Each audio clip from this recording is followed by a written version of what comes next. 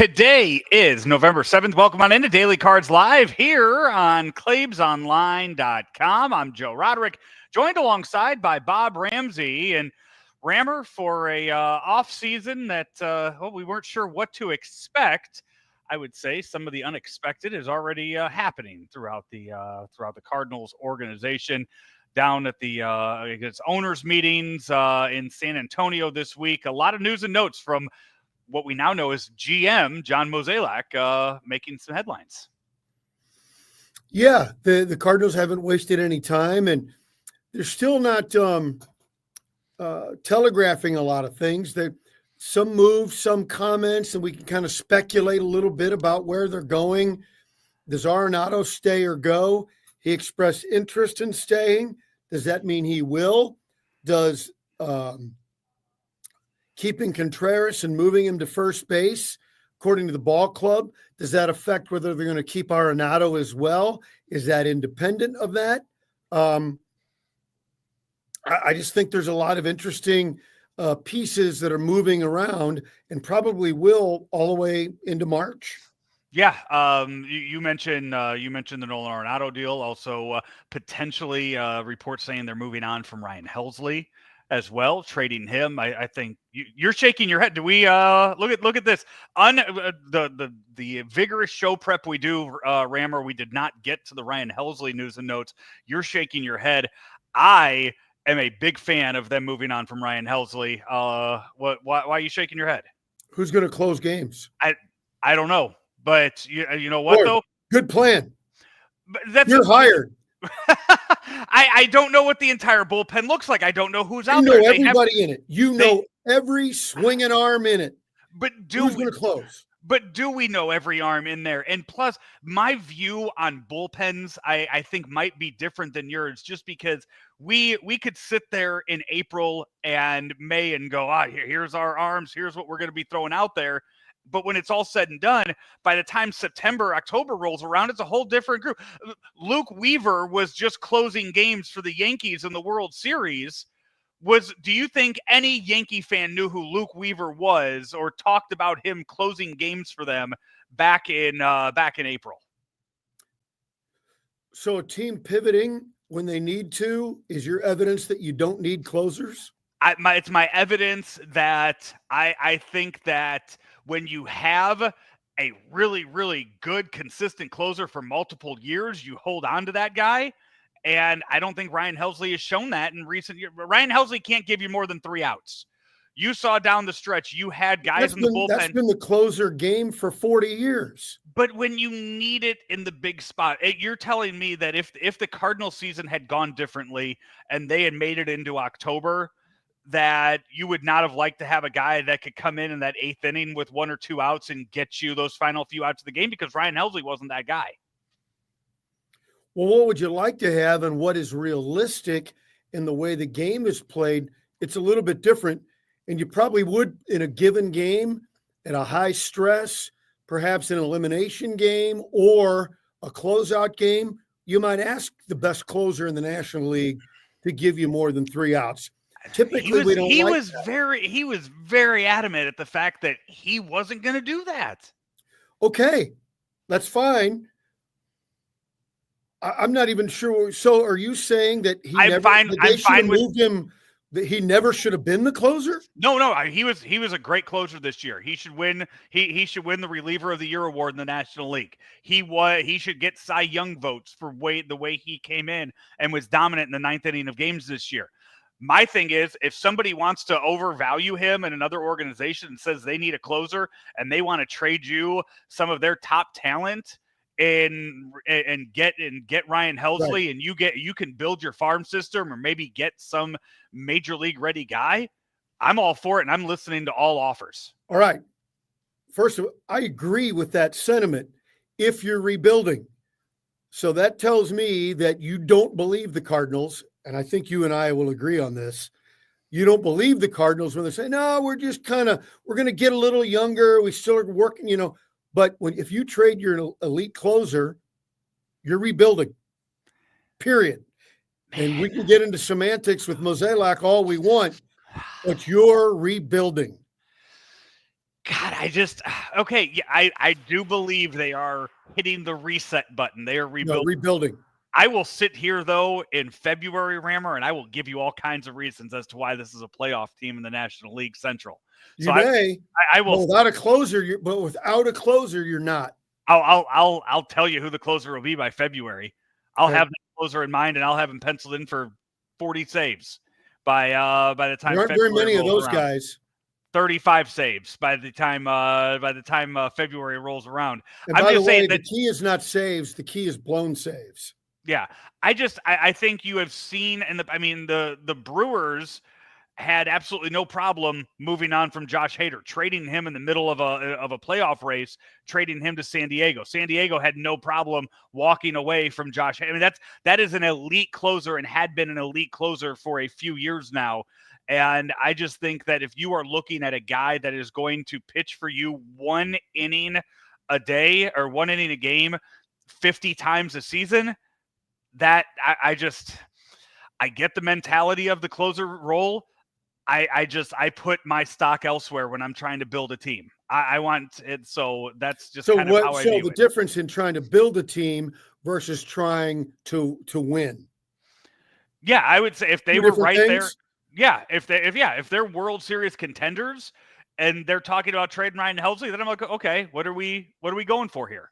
What's we really don't disagree. It's just that reset versus rebuild. The move, if they trade Helsley and Arenado, it's clearly a rebuild. I won't accept any other terminology. I'll wait to see what they get back in return for those two pieces, because one of those two you just mentioned also underperformed this past year. Okay.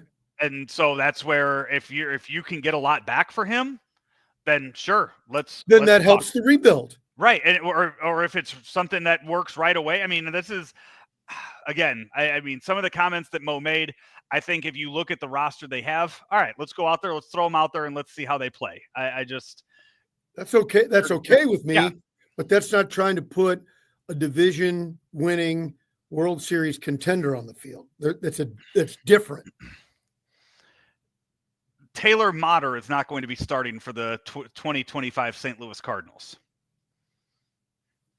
He was there in 20. Are we still on the air? Yeah. What are you saying? I'm just saying he was not a major league player. He was not a major league ready talent, and they threw him out there a lot in 2023. I don't think you're going to get many of those type of players out there on the field in 25 to where you're going to look at them and go, what is this guy doing here? It's not, we're not casting major league out there with the roster that's going to be putting out there in 25. So outside of that, those are the guys that we know they're moving. Elsewhere, we expect a few guys to be staying that otherwise we thought might be on the move. Sonny Gray indicated that he would like to stay in St. Louis for the time being. He signed a deal with the Cardinals. He wants to stay in St. Louis. He has a no trade clause. He can say that. He can make the rules when it comes to that. The other big news, and probably the biggest news of the meetings, Willson Contreras will be moving to first base. Yep. He also has indicated that he wants to stay with the Cardinals. He will be entering year 3 of a 5-year deal with them. That's big news. So you move on from Paul Goldschmidt. You're wondering who's going to play first. I have been all on board with Jordan Walker being your first baseman of the future, but it looks like for 2025, it's going to be Willson Contreras. Yeah, and I'm glad he's staying. I thought when he popped off a little bit at the end of the season that sealed his fate and bought him a ticket out of town. I'm glad that's not the case. I think he's a leader. I think he's a positive guy and a positive influence. And when he's on the field, and I don't think he's this may sound like an oxymoron based on what we saw. I don't think he's injury prone. I think he had some bad luck. And I think there's a difference. Maybe he proves me wrong, but being at first base, I think you're more likely to get 140, 150 games out of the guy, as opposed to if he's catching, you're lucky to get 120 games out of him. So I think it's a very positive move.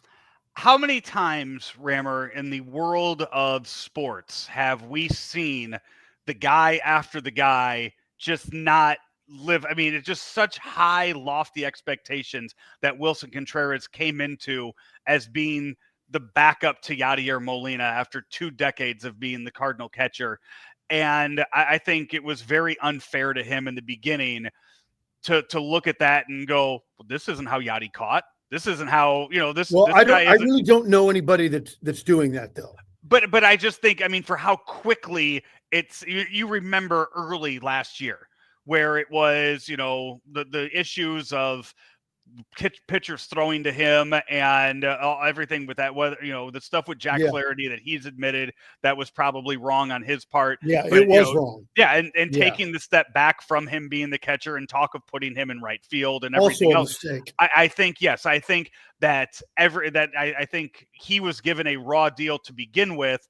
But yes, the injuries and other things that have happened, I think, make this move a lot more reasonable to look at when you talk about the future of the Cardinals. Yes, I think I do, but just to add to that, I don't disagree with what you said. To add to that, I think it's ridiculous if anybody tries to compare a replacement type, a guy replacing or happened to be in a position that was previously held by a Hall of Fame player, to make direct comparisons is folly and wrong-headed. Yeah. You don't compare Mason Wynn to Ozzie Smith. You don't. But he's not he's not the guy right after me. But I'm glad you mentioned that though. Rammer, how hard of a time did Royce Clayton have in St. Louis when he first came here? Yeah, and he did have and the Cardinals set him up for failure on that. See? So to be the guy right after the guy, yes, it was unfair to Royce Clayton when he had to come in after Ozzie Smith.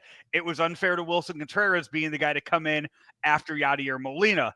But it's unfair because to make those comparisons is unfair. And I think the Cardinals in both of those situations, and there are probably others, are culpable in that being an issue. Yeah. Instead of saying Contreras is our guy, Yadier Molina era is over. Mm-hmm. That's done. Yeah. Here's our guy. And the other problem with Clayton and Ozzie Smith is they were on the team together in a very uncomfortable transition year. And I know the Cardinals thought Royce was going to be the guy. We know now that wasn't the case. And it was unpleasant all the way around. So with Willson Contreras moving to that first base position, offensively, Rammer, it really seems like it's a pretty good move for the Cardinals, as looking at kind of his numbers compared to other first base numbers.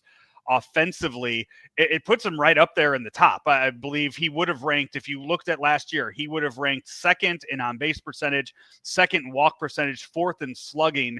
And you're talking about a position that the Silver Sluggers in that the guys that are up for Silver Slugger in that are Pete Alonso, Freddie Freeman, and Bryce Harper. So you're putting him in that same realm of offensive prowess with those three guys. Well, let's be careful again. Look at his career and what he's done. I don't think he's Bryce Harper or Freddie Freeman, but I think he's a very capable hitter who could hit 3, 4, or 5 on this club and probably 5, 6 on really strong lineups. Take into effect though, Rammer. Do those offensive numbers go up if he doesn't have to worry about the responsibility catching every game too and playing more games? Yes. Yeah, I agree. It really could. So with all of that being said, Rammer, look at this. The graphics department over at Claibs Online threw this together, looking at what a great staff. Thank you. What could be for next year. If you move on from Nolan Gorman or from Nolan Arenado, I guess that gives you Nolan Gorman as your third baseman. Unless Donovan probably doesn't have the arm to go there. So you put Donovan at second. I guess this is this your right now, is this what your 2025 opening day defense kind of looks like? Here's what I'll say. If they were going to play tomorrow, would this be the lineup? And I would say it's pretty darn close. Yeah, pretty darn close. With Gorman had a little bit of a resurgent in the minor leagues. I think you're right. Defensively, he probably makes the most sense. The Cardinals might want Pages catching and having a platoon of Burleson and Herrera at DH. I think Burleson and Herrera both have to be in the lineup. Can Burleson improve enough against left-handed pitching to play every day? Yeah, I'm hopeful. I think most people are hopeful.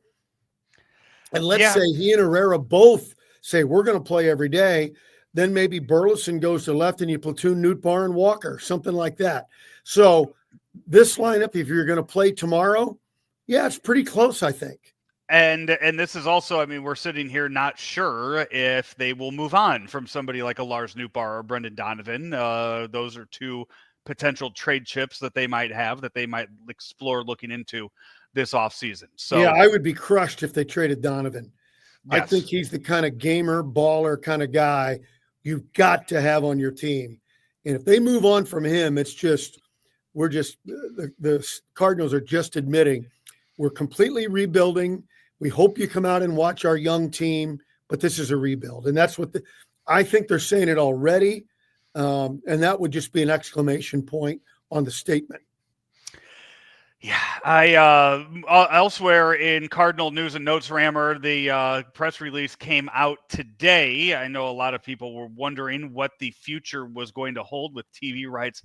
Diamond Sports Group and the St. Louis Cardinals have reached a multi-year renewal of local television rights.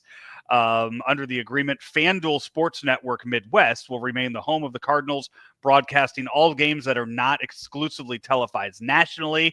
And also for the first time, subscribers to FanDuel Sports Network will have a direct-to-consumer basics. They'll have access to games in Cardinal TV territory. So the way I read that is blackouts locally will not be a thing. There is a way to just pay to get Cardinal games and pay for the FanDuel Sports Network if you have cut the cord with cable and you're looking at how to do. I know that's been the big thing in recent years of people holding on to cable for the Cardinals. Now that this is they're saying that this is what admittedly, Rammer, I use family my parents' password for DirecTV to be able to log into the old whatever Bally Sports, and that's what I was going to do. But like I said, I will pay for this. I actually having a conversation with somebody the other day asking me what they're going to do because they've said they admitted to me I haven't watched the Blues game yet this year because